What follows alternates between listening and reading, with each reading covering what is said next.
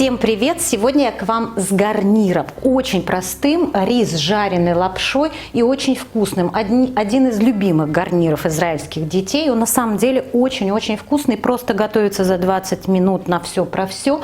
Подается к любому блюду абсолютно. Да и как самостоятельное блюдо тоже подойдет. Два ингредиента. Рис и вот такая вот тонкая вот лапша. И жарить я буду на растительном масле и немножко добавлю сливочного масла. Ну, естественно, соль, перец это по вкусу. У меня вот такой вот мерный стакан, 250 миллилитров. То есть даже если вы не знаете, сколько миллилитров в стакане, берем так. Я вот беру полтора, не стакана, а бокала, вернее, полтора бокала длиннозерного риса и половина бокала лапшички. И еще нам понадобится вода. Воду берем так. Воду берем 1 к 2 по отношению к рису. Вот у меня полтора бокала риса, и я возьму 3 бокала воды. Что касается риса, то с длиннозерным рисом вкуснее всего получается. У меня вот здесь рис басмати. Если вы берете круглый, то круглый рис вам придется тогда залить водой, чтобы он постоял минут 20, и его промывать раз 5, вот так вот. И он получается более клейкий, так скажем. Этот более рассыпчатый. Итак, делаем все буквально, ну вот за 5 минут вашего участия и 20 минут под крышкой. У меня средний огонь. Наливаю немного растительного масла. Не надо много наливать, лапша не должна плавать во всем жиру. Но обязательно граммов вот 25-30 сливочного масла. Тогда лапша у вас будет намного-намного вкуснее. Вообще гарнир будет вкусный. Есть те, которые делают этот турецкий пилав, как он называется. Но в Израиле очень популярное тоже блюдо, которые варят рис отдельно, лапшу поджаривают отдельно. Нет, этого делать не нужно. И вот что в Израиле, что в Турции, так никто не делает. Все делается вот в одной сковороде сразу. Огонь ниже среднего, я, по-моему, это уже сказала. Насыпаю сюда лапшу. И лапшу сейчас нужно вот помешивая, все время помешивая, поджарить. Вот у лапши должен поменяться цвет. Она должна стать коричневой, такой карамельно-коричневой. Но вот смотрите, вот лапша, вот из-за пены, из-за сливочного масла и муки от лапши не совсем видно, но она должна быть вот такого вот цвета. Вот. Это момент, когда мы кладем рис. Перемешиваю сразу с рисом. Видите, какая красота уже сейчас получается. И наливаю воду. Как я уже сказала, вот меряем бокалами буквально.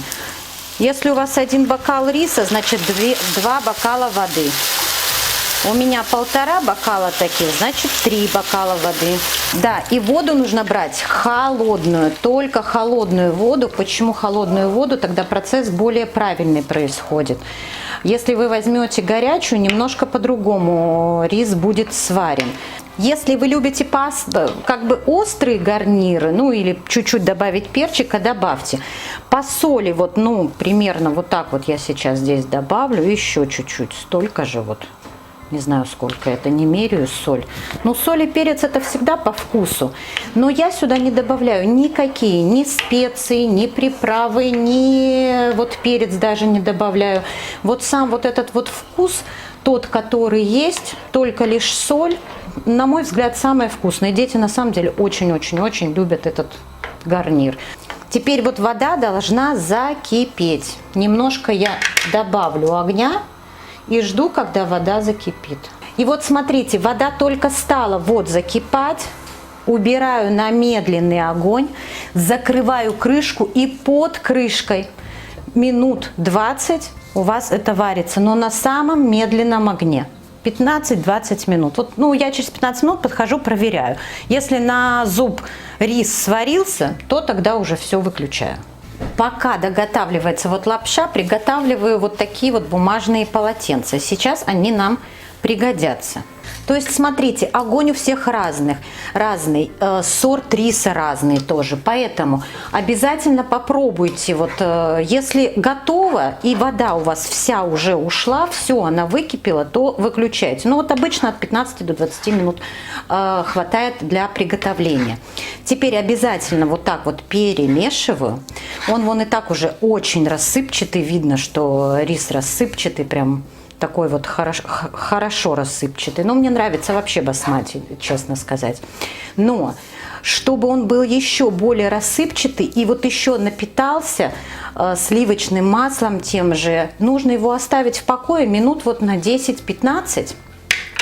Но для этого, вот как я уже показала, я кладу вот так бумажные полотенца, которые впитают всю лишнюю влагу.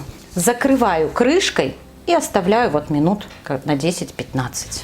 Все, гарнир готов. На самом деле уникальный гарнир, подойдет ко всему. Рыба, мясо, вот так вот просто с овощами. У меня сегодня брокколи и зеленый горошек. Я оставлю ссылку на это видео в описании, где я делюсь рецептами 3 зеленых гарниров. Они очень вкусные. Так вот, с рисом и с лапшой вот такой жареный очень-очень вкусно. Пожалуйста, делитесь рецептом этим с друзьями. Подписывайтесь на мой канал. Не забывайте ставить колокольчик. За лайки вам, конечно, всегда спасибо.